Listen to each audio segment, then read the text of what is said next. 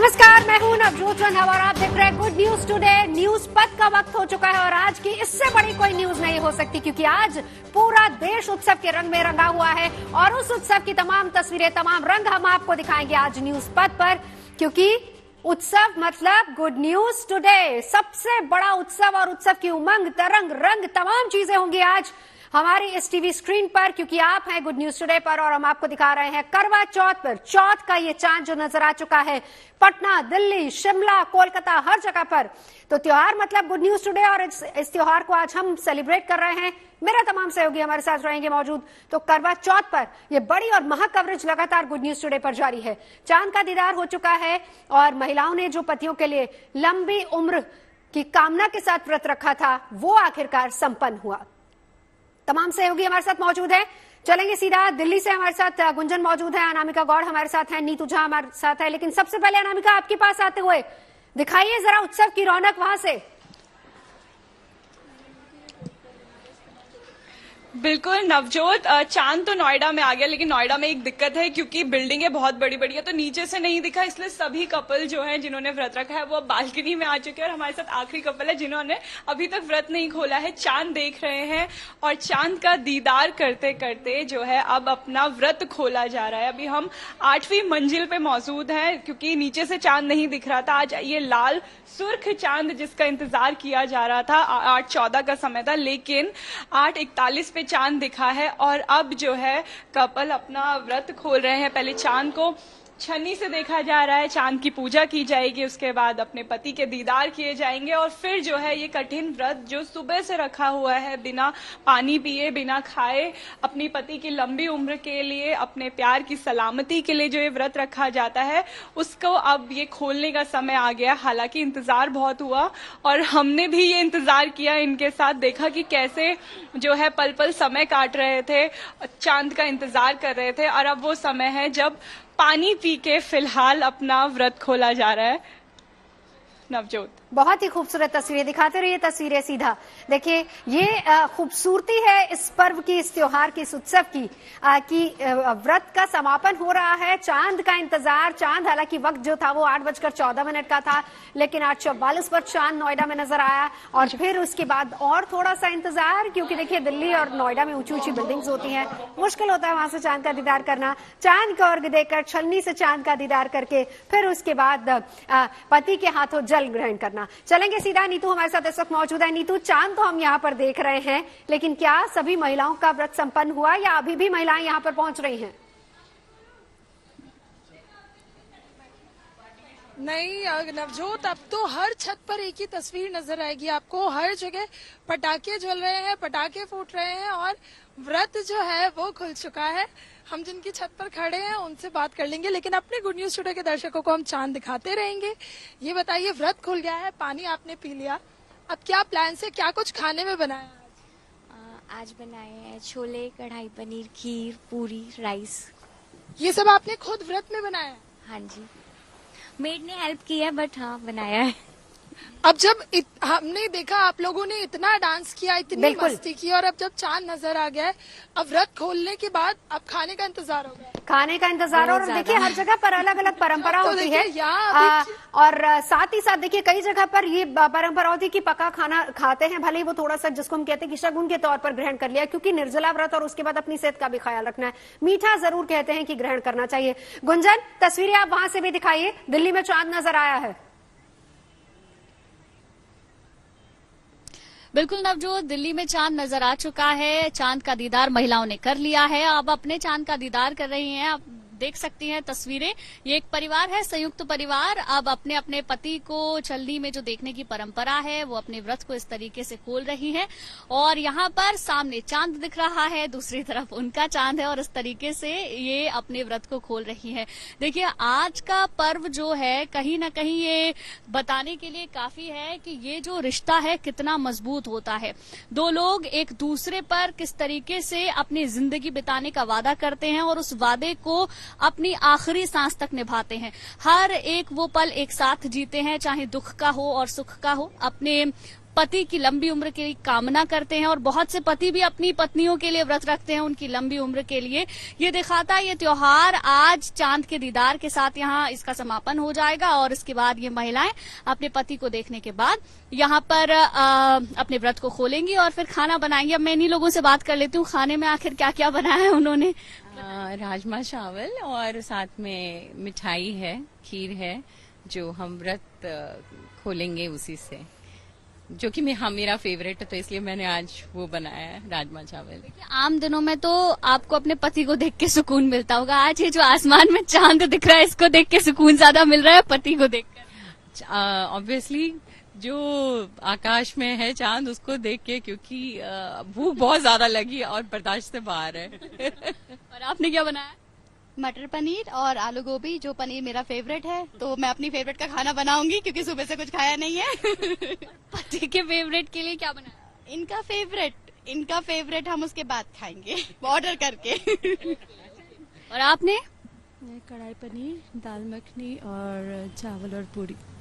इतना बढ़िया बढ़िया खाना बनाया नवजोत, मुझे भी सुनकर ना भूख लग रही है। कढ़ाई पनीर बना है, तो इस तरीके से यहाँ पर इस परिवार में मनाया जा रहा है ये त्योहार। और अब छलनी में जो देखने की परंपरा है वो आपने देखा बिल्कुल। देखिए वही बात हम कर रहे थे गुंजन की, हर घर की अपनी अपनी परंपराएं होती हैं और सबसे जरूरी ये कहा जाता है कि जब भी चाहे आप किसी पर्व को मना रहे हो या फिर व्रत में हो, उपवास कर रहे हो, तो ऐसे में पके खाने की अहमियत, क्योंकि हमारे शास्त्रों में भी ये कहा गया है कि वो बहुत ज्यादा होती है। हालांकि जब आप निर्जला व्रत में हैं तो कोशिश यही करनी चाहिए कि आप लिक्विड ज्यादा लें। आप मीठा खा सकते हैं तुरंत बाद, क्योंकि उससे आपको एनर्जी मिलती है। तो फिलहाल अलग अलग जगहों की तस्वीरें हम आपको दिखा रहे हैं। देखिए गोरखपुर चांद नजर आया, अमृतसर में भी चांद का दीदार आप कर सकते हैं, पटना में सबसे पहले चांद नजर आया था वो तस्वीरें, दिल्ली में बहुत ज्यादा तरसाया है चांद ने, लेकिन आखिरकार दर्शन दे दिया और लोगों ने चांद का दीदार कर लिया। नोएडा का हाल भी बिल्कुल वैसा ही है। हालांकि दिल्ली और नोएडा की अगर बात करें तो क्योंकि पोल्यूशन की चादर इतनी ज्यादा है तो लोगों को बहुत लंबा इंतजार करना पड़ा। लखनऊ की तस्वीरें भी आपको दिखा रहे हैं, वहां भी चांद नजर आ चुका है। तो आज तकरीबन अगर हम अभी की बात करें तो हर जगह पर चांद का दीदार महिलाओं ने कर लिया है, हर जगह पर चांद नजर आ चुका है। और इसी के साथ करवा चौथ का ये पर्व जो कहें कि वो पूरी तरह से संपन्न हुआ और महिलाओं ने जिस तरीके से निर्जला उपवास रखा था पतियों के लिए, पतियों की लंबी आयु के लिए, पतियों के अच्छे स्वास्थ्य के लिए, वो एक तरीके से चांद को अर्घ्य का करवा चौथ आपने देख लिया है। अब आपको नेताओं का करवा चौथ भी दिखाते हैं। उत्तर प्रदेश में ब्रजेश पाठक के घर की तस्वीर आपको दिखाते हैं, वहां पर किस तरीके से करवा चौथ मनाया गया। चढ़े और चढ़े मेवा, लडुअन का भोग लगे संत करे सेवा, दीनन की लाज रखो शंभु सुतवारी, कामना को पूरा करो जग बलिहारी। जय गणेश जय गणेश जय गणेश देवा, माता जाकी पार्वती पिता महादेवा।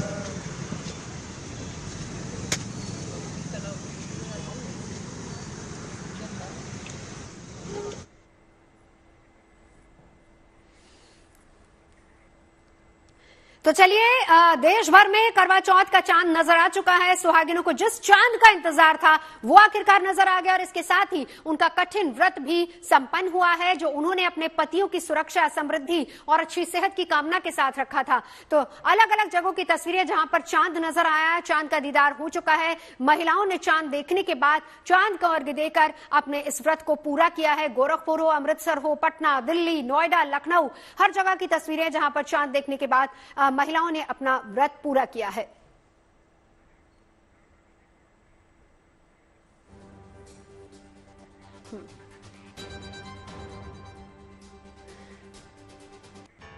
तो चांद का दीदार आपने कर लिया, अलग अलग जगहों की तस्वीरें भी हमने आपको दिखा दी। और अब बात ऐसी तस्वीरों की जिनका जिक्र सरे रहा है और ये तस्वीरों सुर्खियों में भी हैं और सोशल मीडिया पर भी। इनसे आपका बाखबर होना जरूरी है क्योंकि चौराहे पर इन्हीं की चर्चा है। चर्चा ऊंट पर चुनाव प्रचार की भी हो रही है।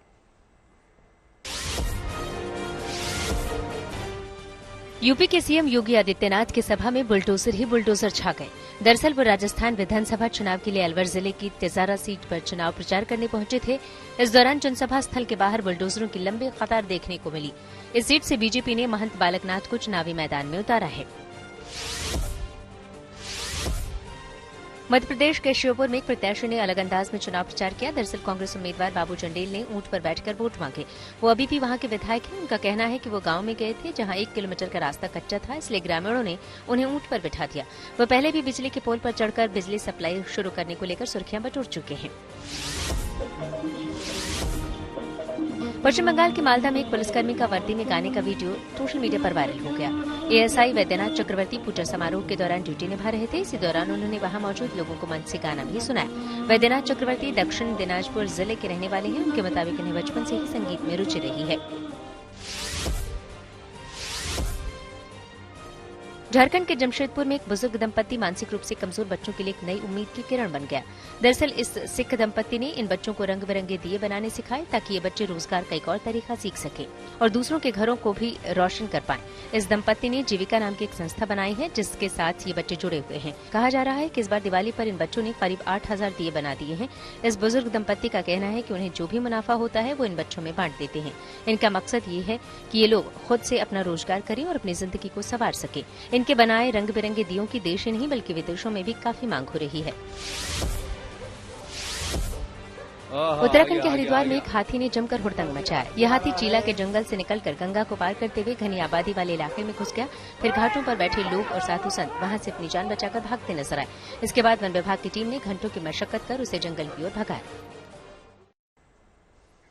जिंदगी का सफर सुहाना हो, इसके लिए सावधान रहना जरूरी है। रोजमर्रा की आपाधापी में कुछ देर बैठकर सोचना समझना जरूरी है कि आपके आसपास क्या हो रहा है और जो कुछ भी हो रहा है उससे हमारी जिंदगी, हमारा परिवार कैसे प्रभावित हो सकता है। इसीलिए हॉर्न बजाकर बाखबर करने वाली खबर जरूरी हो जाती है।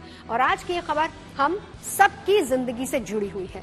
इन दिनों मच्छरों के काटने से होने वाली बीमारियां जैसे डेंगू, चिकनगुनिया या फिर मलेरिया के मरीज तेजी से देश में बढ़ते जा रहे हैं। इस बीच मलेरिया को लेकर एक नई रिसर्च सामने आई है जिसमें यह दावा किया गया है कि पेट में मौजूद कुछ खास तरह के बैक्टीरिया गंभीर मलेरिया होने के खतरे को कैसे बढ़ा सकते हैं।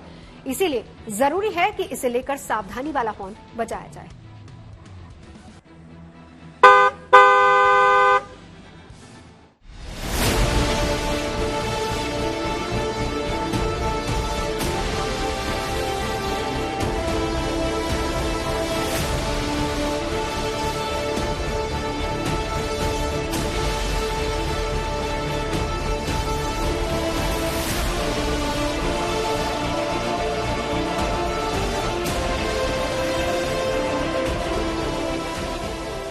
डेंगू और मलेरिया ऐसी बीमारी है जिसकी चपेट में हर साल सैकड़ों नहीं, हजारों नहीं बल्कि लाखों की संख्या में लोग आते हैं। इनमें कई मरीजों की हालत गंभीर होने पर उन्हें अस्पताल में भर्ती होना पड़ता है, जबकि कई लोग शुरुआती इलाज के बाद ठीक हो जाते हैं। वहीं कुछ लोगों को अपनी जान तक गंवानी पड़ती है। मच्छरों के काटने से होने वाली बीमारियों से मरीजों को बचाने के लिए मेडिकल साइंस की दुनिया में इलाज के बेहतर तरीके मौजूद हैं। बावजूद इसके साल दर साल मलेरिया और डेंगू के बढ़ते मरीजों को देखते हुए नई रिसर्च की जा रही है। इसी कड़ी में एक और नई रिसर्च सामने आई है जिसमें यह कहा गया है कि पेट में खास तरह के बैक्टीरिया गंभीर मलेरिया होने के खतरे को बढ़ा सकते हैं। Indiana university school of medicine के शोधकर्ताओं ने अपने अध्ययन में कई प्रकार के बैक्टीरिया पाए हैं जिनके पेट में मौजूद होने पर इंसानों और चूहों में गंभीर मलेरिया होने का खतरा बढ़ जाता है। इस अध्ययन में पता चला है कि जिन लोगों को मलेरिया हुआ है उनके गट के फ्लोरा का भी अध्ययन किया गया। तो जो कॉम्प्लिकेटेड मलेरिया था, मतलब जिनको कॉम्प्लिकेशन ज्यादा थे मलेरिया, मतलब जिनको हाई ग्रेड फीवर था, ब्रेन वाला मलेरिया ज्यादा, जिसको सेरेब्रल मलेरिया बोलते हैं, जिनको सीजर्स पड़ रहे थे, ब्रेन में एडिमा हो रहा था, इंटरनल प्रेशर बढ़ रहा था या कोमाटोज हो रहे थे, मृत्यु दर ज्यादा थी, पैरालिसिस ज्यादा थी। तो ऐसे केसेस में देखा गया उनका जो गट का था फ्लोरा वो कहीं न कहीं डिरेंज था, मतलब उसमें जो निगेटिव बैक्टीरिया थे, जिनके लिए जो हार्मफुल बैक्टीरिया थे वो ज्यादा थे, बैक्टीरियाइड्स जिनको बोलते हैं, और जो प्रोबायोटिक वाले बैक्टीरिया थे जो गट फ्लोरा को इंप्रूव करते हैं, गट फ्लोरा को प्रमोट करते हैं, वो कहीं न कहीं कम थे। विश्व स्वास्थ्य संगठन की नई रिपोर्ट में भी ये दावा किया गया है कि साल 2021 में मलेरिया से दुनिया भर में करीब 6,19,000 लोगों की मौत हुई, जिनमें 76% मौतें 5 साल या उससे कम उम्र के बच्चों में हुई। मौत के आंकड़े चौंकाने वाले हैं क्योंकि इलाज के बेहतर तरीके मौजूद होने के बावजूद हर साल लाखों लोग मलेरिया की गिरफ्त में आ ही जाते हैं। ये बीमारी एनाफिलिस मादा मच्छर के काटने से होती है। इस प्रजाति के मच्छर बारिश के मौसम में अधिक होते हैं, मगर हमारे देश में मलेरिया पूरे साल पाया जाता है। मगर बारिश के सीजन में ये बीमारी काफी तेजी से फैलती है। मलेरिया के मरीजों को बुखार आना, सिरदर्द होना, उल्टी होना, मन मिचलाना, ठंड लगना, चक्कर आना, थकान होना, पेट दर्द और तेज से सांस लेना जैसे लक्षण होते हैं। ये बीमारी किसी भी उम्र के लोगों को मच्छरों के काटने से हो सकती है। Indiana university school of medicine की रिसर्च ये भी बताती है कि बैक्टीरियोइड्स की विशेष प्रजातियों से चूहों में गंभीर मलेरिया का खतरा बढ़ गया था। कमोबेश गंभीर मलेरिया से पीड़ित बच्चों की आंतों में भी इस तरह का असर देखा गया। हालांकि इस रिसर्च के बाद ये उम्मीद जागी है कि आने वाले सालों में मलेरिया के खात्मे के लिए इलाज के और बेहतर तरीके खोजने में मदद मिल सकती है।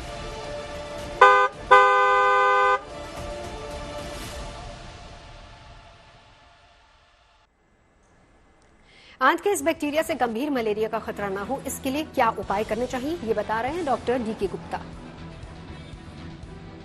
हम सबको पता है कि जो गट में फ्लोरा क्या रोल है। अगर आपका गट का फ्लोरा अच्छा है, पॉजिटिव है, तो आपका डाइजेशन अच्छा होगा, आपका पेट में ब्लोटिंग नहीं होगी, पेट में दर्द नहीं होगा, इंडाइजेशन नहीं होगा, गैस नहीं बनेगी और कहीं ना कहीं इनडायरेक्टली जो हमारा गट का फ्लोरा है, गट की जो हेल्थ है, गट का जो डाइजेशन है, वो पूरी बॉडी को अफेक्ट करता है। अगर आपको गट ठीक नहीं है तो आपको गैस बढ़ेगी, जिससे आपको सर दर्द है, इरिटेशन है, एंजाइटी है, पैल्पिटेशन है, अनकंफर्टनेस है, एनर्जी कम होना, पुअर कंसंट्रेशन होना, ये सब सिम्टम्स आने लगते हैं। तो कहीं ना कहीं डायरेक्टली लिंक्ड है हमारे गट के फ्लोरा का, गट के हेल्थ का, हमारा ब्रेन से और बॉडी के अन्य ऑर्गन से।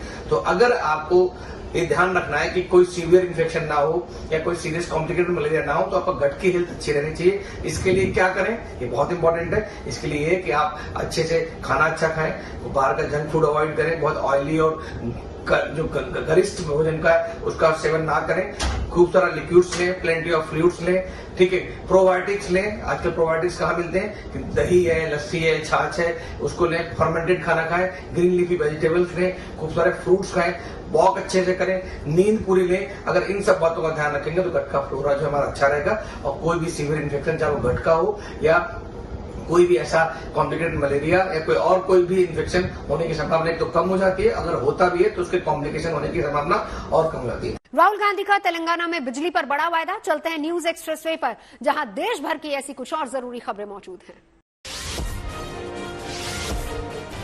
टीएमसी सांसद महुआ मोइत्रा गुरुवार को संसद की एथिक्स कमेटी के सामने पेश होंगी। वैसे कमेटी को आईटी मंत्रालय से इस मामले से जुड़ी रिपोर्ट मिल गई है। वहीं सूत्रों के मुताबिक महुआ मोइत्रा ने बतौर सांसद 14 विदेश यात्राएं की, जिनकी जानकारी स्पीकर के दफ्तर को नहीं दी। वहीं ये भी कहा जा रहा है कि महुआ के लोकसभा पोर्टल में दुबई से 47 बार लॉगिन किया गया। प्रधानमंत्री मोदी और बांग्लादेश की पीएम शेख हसीना ने एक वीडियो कॉन्फ्रेंसिंग के जरिए बड़ी सौगात दी। उन्होंने थर्मल पावर प्लांट समेत 3 विकास परियोजनाओं का उद्घाटन किया। साथ ही इसमें 15 किलोमीटर लंबा Agartala Akhaura cross border rail link भी शामिल है।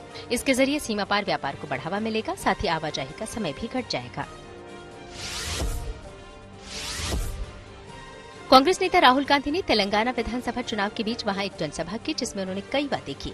राहुल ने कहा कि उनकी सरकार बनने पर लोगों को हर महीने 200 यूनिट फ्री बिजली दी जाएगी। साथ ही वादा किया कि सत्ता में आने पर हर आदमी का 10 लाख का हेल्थ इंश्योरेंस करवाया जाएगा। महाराष्ट्र में मराठा आरक्षण की मांग को लेकर प्रदेश भर में प्रदर्शन जारी रहे। वहीं इस बीच राज्य सरकार ने सभी दलों के साथ बैठक की। इसमें सीएम शिंदे ने कहा कि राज्य सरकार मराठा आरक्षण देने को लेकर लगातार कोशिश कर रही है। वहीं उन्होंने सभी दलों से शांति के लिए जरूरी सहयोग की भी अपील की। बीजेपी की केंद्रीय चुनाव समिति की दिल्ली में एक बैठक बुलाई गई। इसके लिए प्रधानमंत्री नरेंद्र मोदी भी पार्टी मुख्यालय पहुंचे। इस दौरान राजस्थान और तेलंगाना विधानसभा चुनाव के लिए बची हुई सीटों पर चर्चा की गई। खबरों के एक्सप्रेसवे से आगे रुख करते हैं सियासी ढाबे का, जहां पर आज की सबसे दिलचस्प खबर मौजूद है। दिल्ली के कथित शराब घोटाला मामले की जांच में जुटी ईडी कल दिल्ली के मुख्यमंत्री अरविंद केजरीवाल से पहली बार पूछताछ करने वाली है। और इस पूछताछ से पहले ही बीजेपी और आम आदमी पार्टी के बीच जबानी जंग और तेज हो गई है। इसी सियासी आरोप प्रत्यारोप के बीच मुख्यमंत्री अरविंद केजरीवाल भी सामने आए। उन्होंने उल्टा भ्रष्टाचार के मुद्दे पर बीजेपी को ही निशाने पर ले लिया है।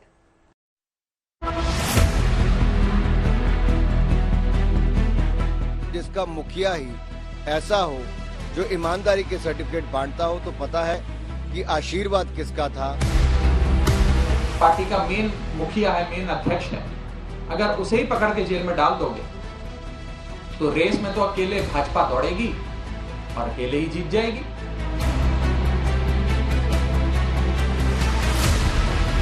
एक के बाद एक विपक्ष के नेताओं को भी अरेस्ट किया जाएगा।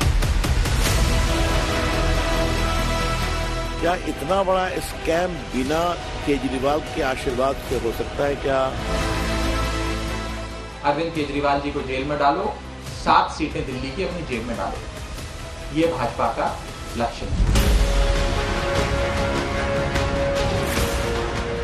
कथित शराब घोटाले की जांच की आंच जैसे ही दिल्ली के मुख्यमंत्री अरविंद केजरीवाल तक पहुंची, बीजेपी और भी ज्यादा केजरीवाल पर हमलावर हो गई। इस बार बीजेपी ने केजरीवाल पर सबसे ताजा वार इन पोस्टरों के जरिए किया है, जिन्हें दिल्ली बीजेपी दफ्तर के बाहर चस्पा किया गया।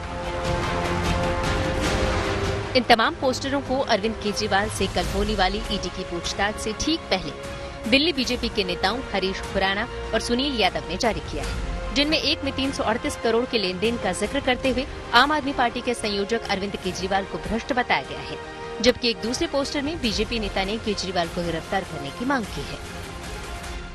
जब वो सारे फैसले हो रहे थे तो ऐसे सरकारी गवाह भी हैं और सरकार के ऐसे मुलाजिम भी हैं जिन्होंने कहा कि केजरीवाल साहब उन सब फैसलों के दौरान वहाँ मौजूद थे।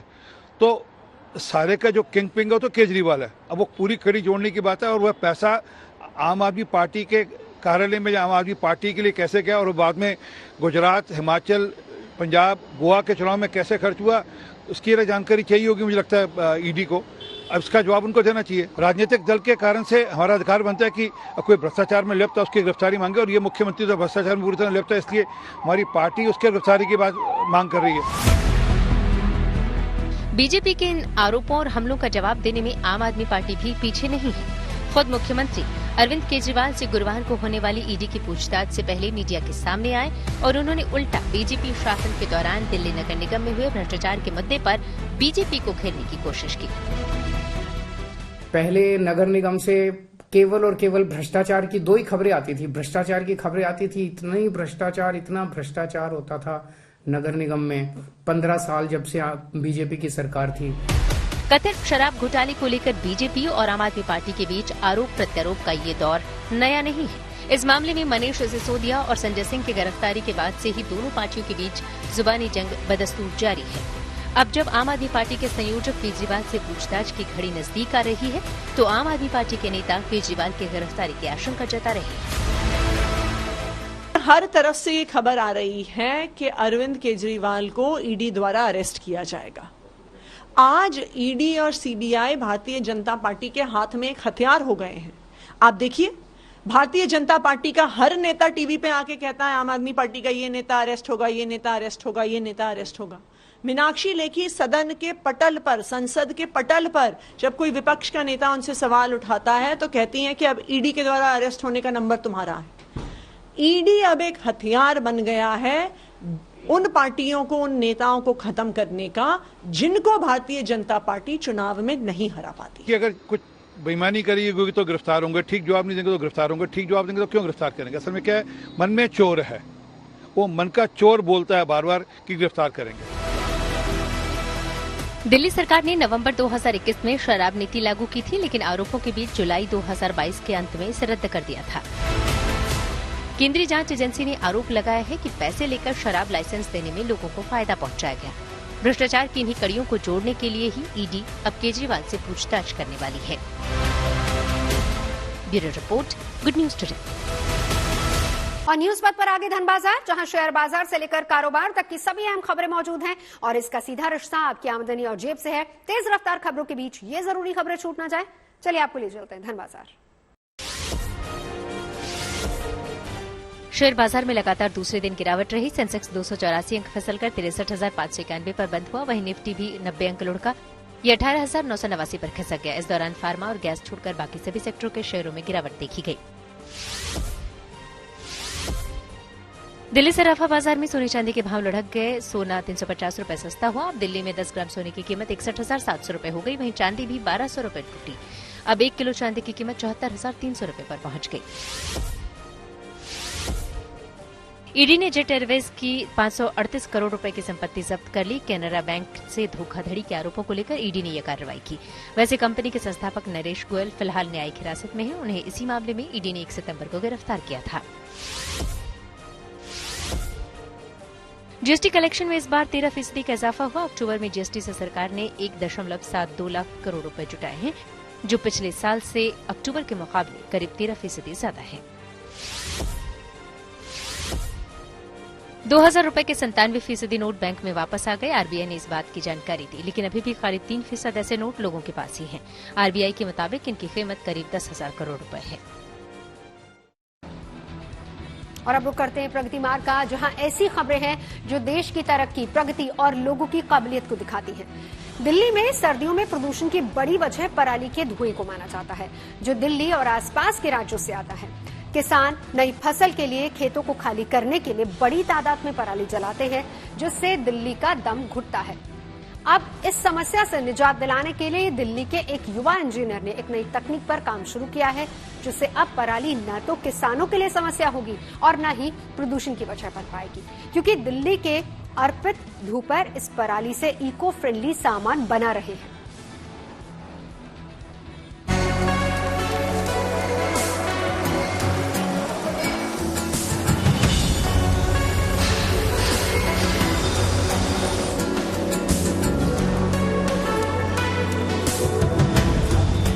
थर्मोकॉल जैसी दिख रही ये चीज विकल्प है पराली के धुएं से बचाव का। कोशिश है दिल्ली को जहरीले धुएं से मुक्ति दिलाने की। पहल है किसानों की समस्या सुलझाने की।